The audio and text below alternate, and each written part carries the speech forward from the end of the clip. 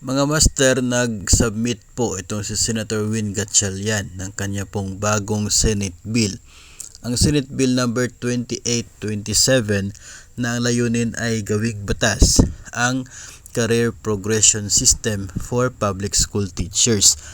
Kapansin-pansin po dito mga master ang isa pong pagkakaiba sa kasalukuyan pong sistema sa posisyon.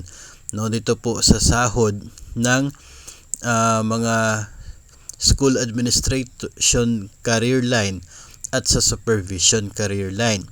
Kasi nga po ito pong Public Schools District Supervisor ay magiging equivalent na siya ng sahod sa mga School Principal 2 at Master Teacher 3.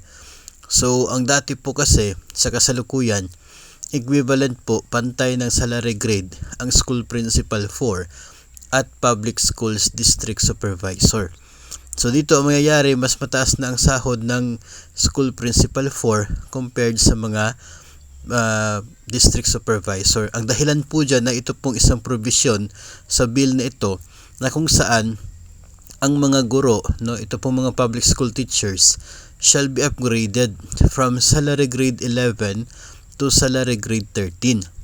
So tataas po ng dalawang salary grade ang sahod galing po sa teacher 1 hanggang doon po sa master teacher positions at school principal positions. Kaya nga po mas mataas ng dalawang salary grade yung sahod nito pong school principal 4 compared sa public schools district supervisor.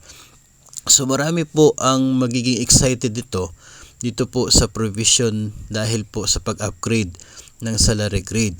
Pero ang malaking tanong po talaga dyan ay kung ito ba ay lulusot at ma-approve at maging batas, sapagkat kaunti na lamang po yung panahon ng current Congress, ng atin pong 19th Congress, para po na makapag-discuss sa mga bills at makapagsagawa ng batas, dahil hanggang sa kalagitnaan na lamang ng 2025 ang current Congress. Pagdating po ng July ay back to zero na naman, submission na naman ng mga bagong bills. So bagamat medyo maliit na po yung tsansa na ito ay maging batas, marami naman po sa atin ang positibo at umaasa na sana ito po ay maging batas. Kasi iba po yung career progression na sa kasalukuyan po ay sa bisa ng isa pong executive order na Pangulong Duterte. Iba po, mas malakas po siya kapag isa talagang batas yung basis ng career progression.